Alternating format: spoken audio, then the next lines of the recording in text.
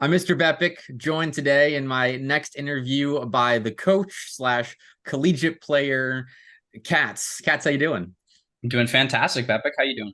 Doing great myself. So real fast, just to start things off, I want you to do your own intro, really, like say what people should be expecting to learn about you from this interview. What's most interesting about Katz? Yeah, so I've been in the Rocket League scene now since about 2016, doing a little bit more competitive stuff as a Grand Champ player or beyond as about 2018 and beyond. So multiple years of competitive experience. Never really reaching super far heights or anything like that, but took those skills and those attributes and transitioned it into coaching. And I've been coaching now for about 3 to 4 years, and that's pretty much been my job for about 2 years now. Wow. All right. So we'll start there then with your coaching career. So all the way at the beginning of it, what really made you decide to go the coaching route? Yeah, so I kind of just fell into coaching. Like it Hmm. wasn't really something that I decided I was going to do one day. Um, there's a Discord server called the Rocket League Coaching Discord, or the RLCD, and I had joined that at one point in order to get coaching when I was probably a champ level player.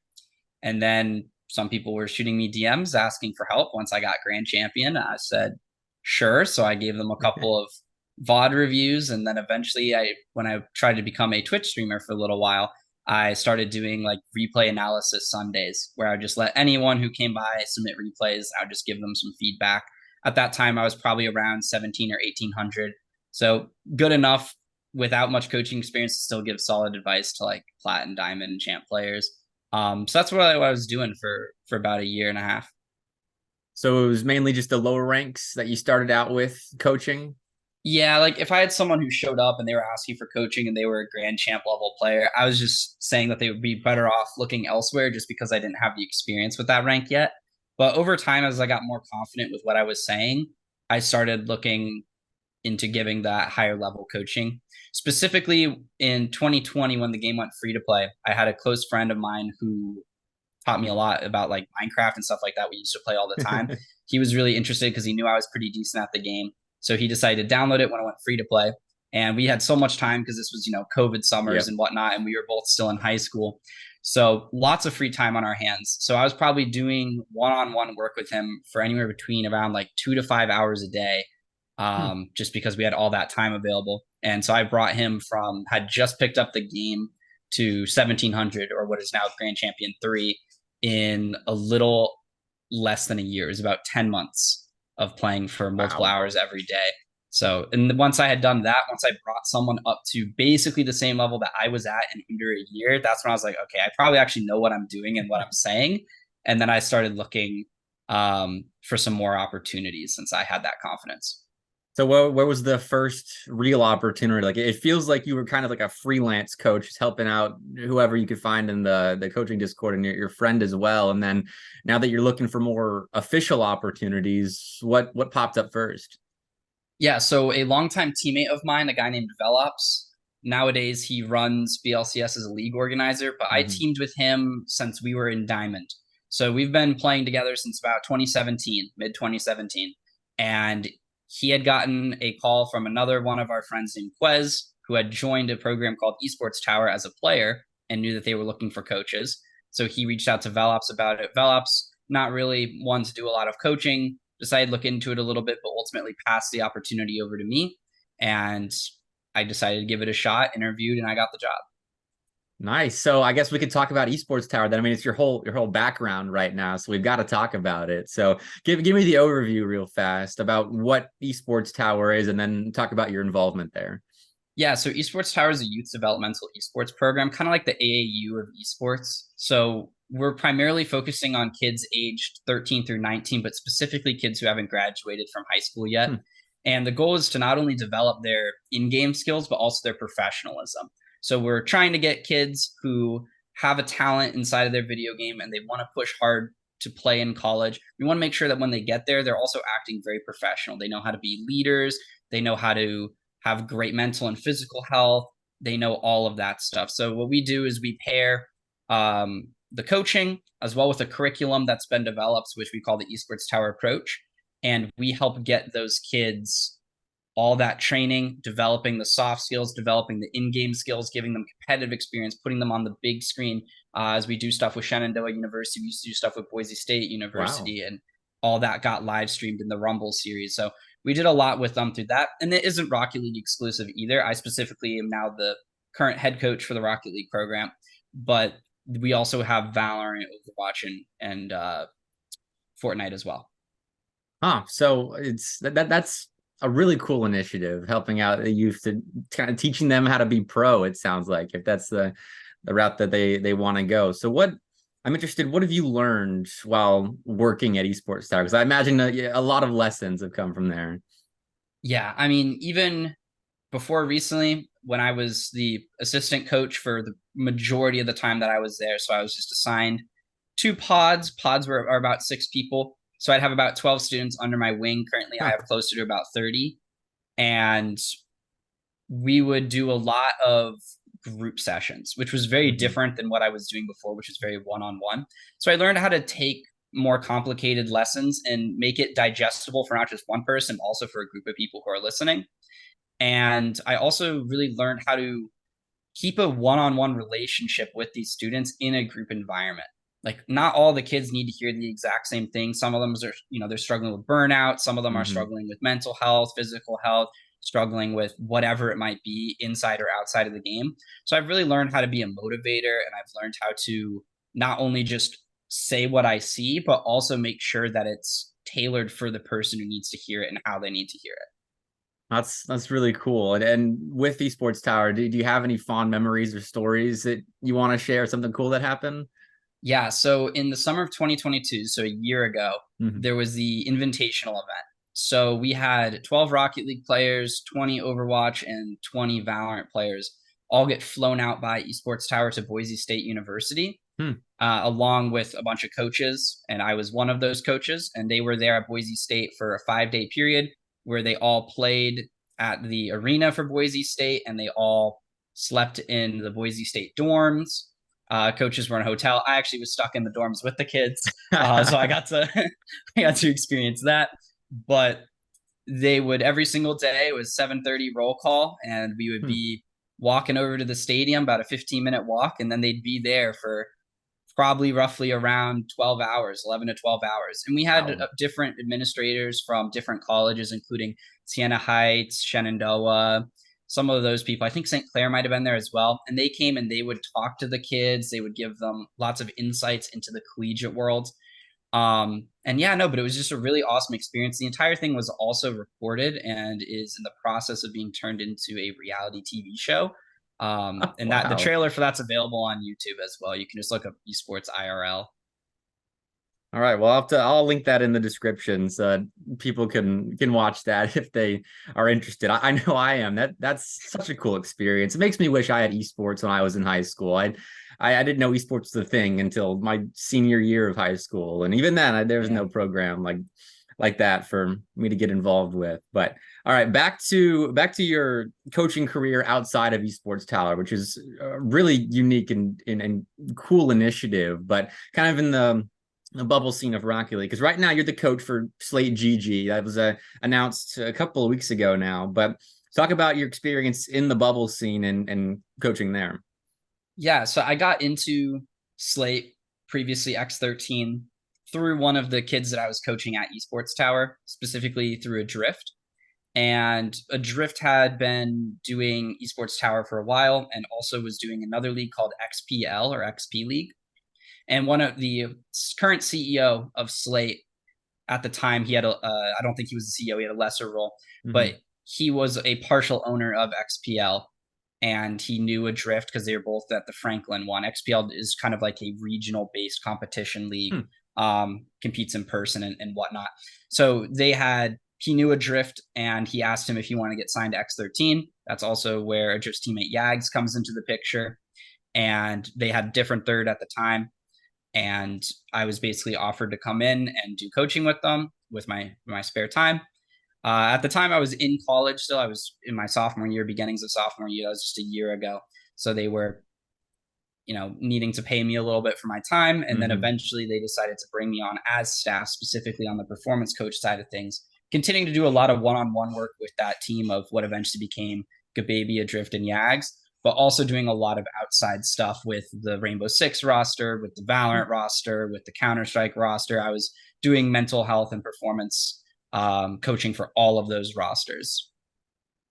So now I want to talk about that some more. Working in other esports outside of Rocket League. I mean, go dive into that experience a little bit more, and how different it is from coaching in Rocket League, if you're talking about the mental side of things as well. Yeah, so my whole philosophy with mental is all about how to achieve flow state, which is, in a very cheesy analogy, it's like hitting ultra instinct, right? So it's just when everything's clicking, when everything is right. And without going like too far into it, there's a certain amount of data that your brain can process, and being able to remove all those external things to be thinking about, such as, for example, if you're a high school kid, maybe you're hopping on the video game, but you haven't done your homework now. So the entire time while you're playing, in your subconscious, you're like, hey, I got that essay, I got it right. I got that essay, I got it right. So that's actually going to take away from the level that you can play at. And that's true if you're in college, in the workforce, whatever is stressing you out. If you can't free your mind of that weight, it's going to be hard for you to perform at your very best. So that's a lot of my focus. Working in different esports was always difficult for me because I've played a little bit of Counter-Strike and a little bit of Valorant. I'm not particularly good at them. So I don't know how those games like operate on a very deep level. I only understand the very base level of those games. So I pretty much have to exclusively be talking about the mental side and the psychological side of things, and then relying on them to actually give me a little bit more insight into how the game is played and how what I'm telling them can be applicable. But after a couple months of that, it became easier. Now I understand those games a lot better. Gotcha. That's really cool. Do you find that the players in these different esports are any different, or all esports competitors kind of the same type that are able to be coached?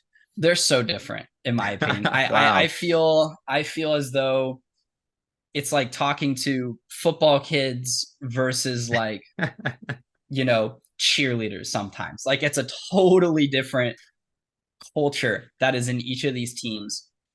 The accents that are kind of joked about are very real, I think. Really? I felt like everyone kind of talks a little different, especially when I'm listening to their comms and whatnot. It sounded a little different, which I thought was pretty humorous. But I still like doing Rocket League the best. That's partially biased, I think. But outside of Rocket League, I also really liked the Counter-Strike guys. They were very, Okay. very good at listening. They were also a little bit older. I believe they were all out of high school, and they were at one point number 8 in America. So they were very competitive in their time that they had with X13 at the time. They've since moved on. But I got to witness them and help train their mentalities, to see them actually get promoted out of advanced and into I forget the level that comes right after advanced inside of the ESEA world for Counter-Strike. But I mean, they won like 7.5 grand, and they really had a great performance. So it was really cool to be a part of that.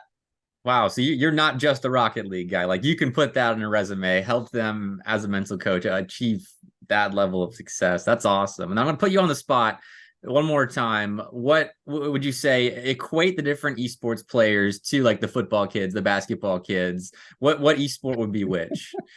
Oh man, I don't know if it can be directly compared, but I definitely feel like the Counter-Strike guys were a lot more outgoing compared to like Rainbow and Valorant. I felt like they were a lot more quiet and a lot more like kind of reclusive. They weren't really interested in me getting in there and doing stuff with them. They kind of saw our meetings as like a mandatory thing to go through. Whereas Rocket League was definitely the best. My favorite roster that I've got to work with was that Iced Up roster at the time that we signed, which was Voltero, Impo, and Zapatos. Those guys were special. I mean, even just from the very first meeting where I was doing introductory stuff with them, their energy like was just so special, and getting to work with them was really cool. Definitely my favorite team I've got to work with. So then, on the Rocket League side, I know X13 just in the last year, they've gone through, I think, 3 different bubble rosters. They had Junkin Masters, Iced Up, like you talked about, and at Midnight, they signed all of them at different points. What's it like dealing with kind of a rotating roster, going through 3 different rosters across the span of a year? Do you have to change your coaching style at all? Do you, because I imagine you have to reset at the beginning for each roster, right? Yeah, the style that I come with isn't really changed because these are quick meetings that I'm normally doing with them, Mm-hmm. with the option of doing further one-on-one stuff as well. But I would say that the biggest challenge is that restart factor Mm-hmm. because with the Counter-Strike guys, I had them for a lot of months. So at a certain point, our monthly meetings were able to actually get like, we could really delve into flow state. We could really delve into what they specifically had to do inside of their personal lives in order to make it achievable. Whereas, we had iced up for a couple of months and then we had midnight. I got signed in while we had that tied roster, Mm-hmm. Junkin Masters. And so it was really complicated to constantly be cycling with them. We also had a WCB roster. I believe Mm-hmm. we still have one signed, but I didn't really ever do too much with them. I think I did one or two meetings, but they were all largely unavailable. So at a certain point, it just became difficult. But yeah, I would say the restart factor is really tough. Okay, and then so now that you're with Yagadrift and Gababy, that roster with SlateGG, how long? I mean, you've been with them for a long time. So have you gotten to go a lot deeper into coaching with that roster relative to everyone else? Yeah, most of what you can do with a rank B roster isn't really that deep because a Mm-hmm. lot of what's still being developed is consistency. What you can really start to do is get interesting with strategies and game plan when you start talking to B plus A and X rosters, because at that point, everyone's individual playstyle is very defined. You're Mm-hmm. fairly, it's relatively unlikely to see a player go from highly positional to highly mechanical if they've already become a rank A player. Instead, they're going to decide what I've done has already gotten me to this point. Yeah, maybe I need to learn a couple more tricks to add to my bag of, add to my bag. But ultimately, if I can just complete these, if I can just become deadly with these, 18 things that I'm really good at, I Yeah. don't need to have 50, right? So I would say that we definitely still did a lot more strategizing, a lot more game planning and prep with that roster the longer we stayed together. And we definitely did have a style that we like to stick to, but it changed like between the fall and then the winter and the spring. We were a different team every single split, and we became a better version of ourselves every single time. But in the fall, it was really just getting the pieces together, and then come winter, we took on a very demo heavy style. Like we were very very aggressive, and then by the time we got to the spring, we were a little bit different. We were much stronger with positional play, and everyone's roles were much more fleshed out. So then that consistency as well that you said is the biggest thing for a rank B roster. Is that something that you help improve, or is that something that's largely on the players to help develop? Yeah, I always say that coaching is only about 10%. Okay. Like why am I there? Like why do people buy coaches and whatnot? I think it's simply to just get the ball moving. Because you can go to a coach and they're gonna tell you, oh, you're doing these things wrong. And in order to fix it, you need to be playing this much Rocket League. Mm-hmm. And then if you don't play that much, it's not going to get fixed. Even if you know your problems, it's not going to get fixed unless you put in the work and actually do it, right? Mm-hmm. There isn't a secret formula or a secret sauce that a coach can tell a student and then suddenly they're going to jump up 3 ranks that doesn't exist, right? We're Yeah. going to point you in the right direction. We're going to tell you, all right, now you got to go play.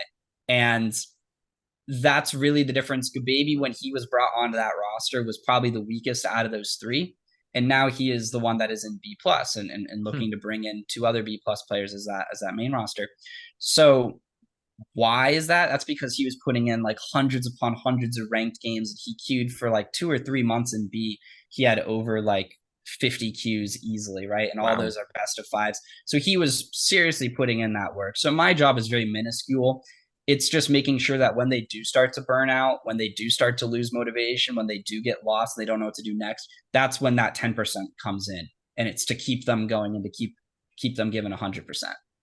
Okay, that's really good insight. Thank you for that. So I now we're moving on from the coaching side of things. I want to talk about you as a player, which you said you didn't get super far in the bubble scene. I'm curious, how far did you get on the in the bubble scene, the competitive side of playing?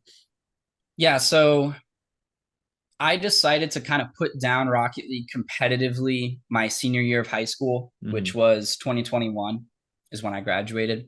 So I kind of decided it wasn't worth it anymore. And that's because I wasn't looking to play collegiately at the time. I had scholarship opportunities that existed because of the rank that I was. And if I wanted to look around, I could have found more. At the time, I don't believe like State Plug didn't existed, Esports Tower didn't Hmm. exist. Like a lot of these networking tools weren't available. And there were not many colleges that were really offering scholarships. And most of the ones that were kind of cherry picking very elite players. Yeah. So most of CRL was comprised of non-scholarship teams in the first place, because most scholarship schools were small, or if they were big, they just had two elite players for me to be on it.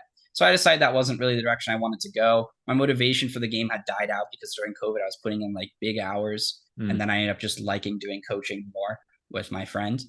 So I really lost a lot of the motivation to grinding it better at the game. And I've pretty much stagnated since that point. Like I've gotten a little bit better. Like I've hit SSL rather than just low 1800. But the majority of my time is just keeping up with that level that I was already at rather than trying to push forward. But when I was playing seriously about freshman, sophomore, junior year of high school, I was able to do a couple things that were a lot of fun.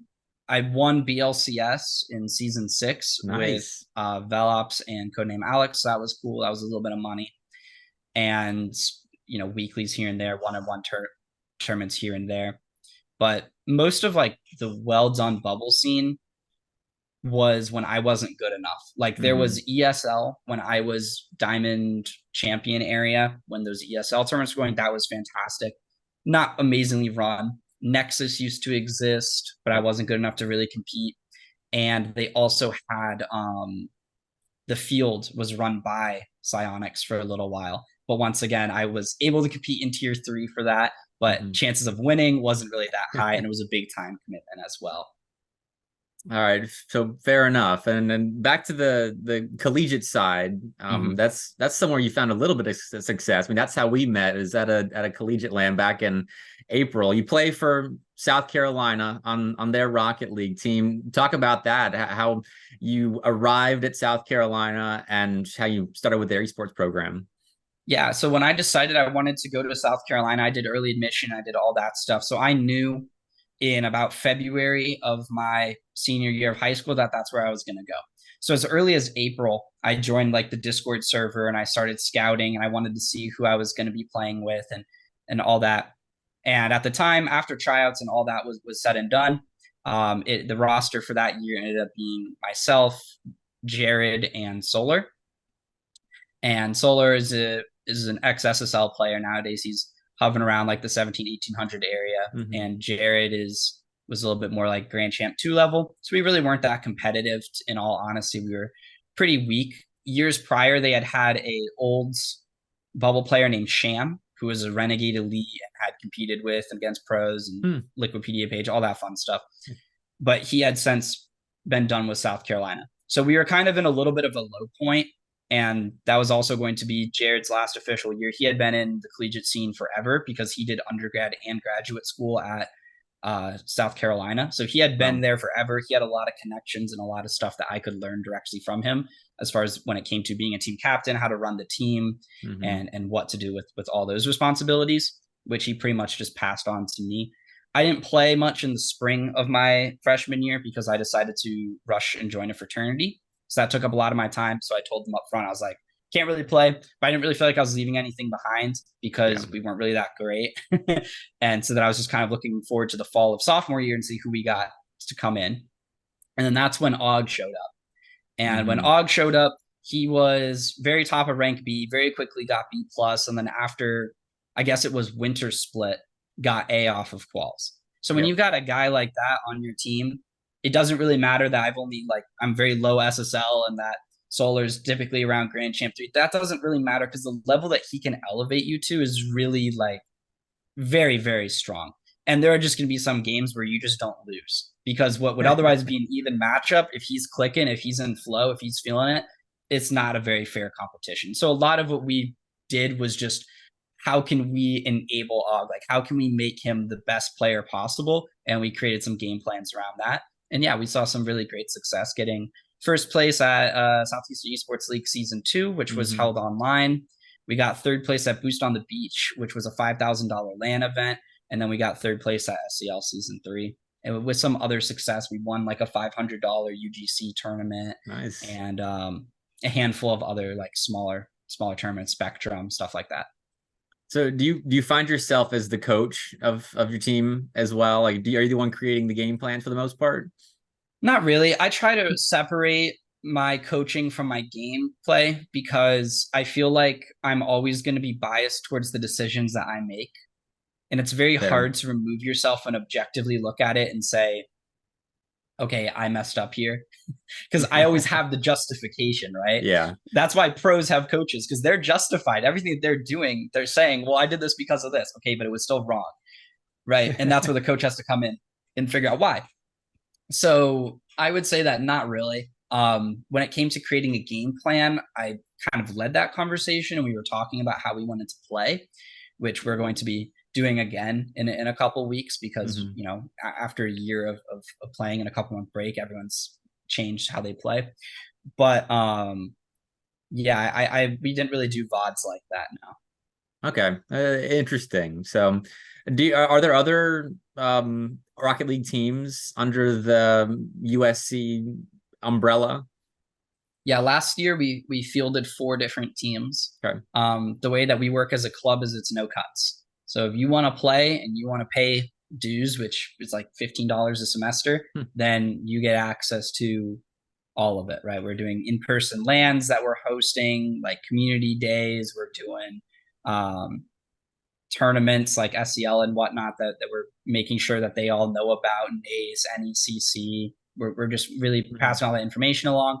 And yeah, if they want to play Rocket League, they can play Rocket League. So then, just a quick side note: are you the coach for those teams since you're not involved, or do you have someone else in charge of coaching and all that? Because we're a club program, we don't have a coach, we don't have a manager. All that kind of falls under the team captain's responsibility, which is mine. I don't coach those teams. If they want to do like one-on-one work or take like an hour of my time, then like they can pay me. And they've done that in the past. I just ask them for like $10 and I'll do it, which is much cheaper than what I'm normally charging. But I'm not really trying to be taking a ton of time out of my day to be helping them because we're all college kids. We're all pretty Yeah. busy anyways, and especially for the BCD team, they're not really going to be improving that much. In all honesty, they're not going to go from champ 2 to grand champ 3 in a year because you're in college, right? There's too much Yep. other stuff going on for you to be playing that much Rocket League.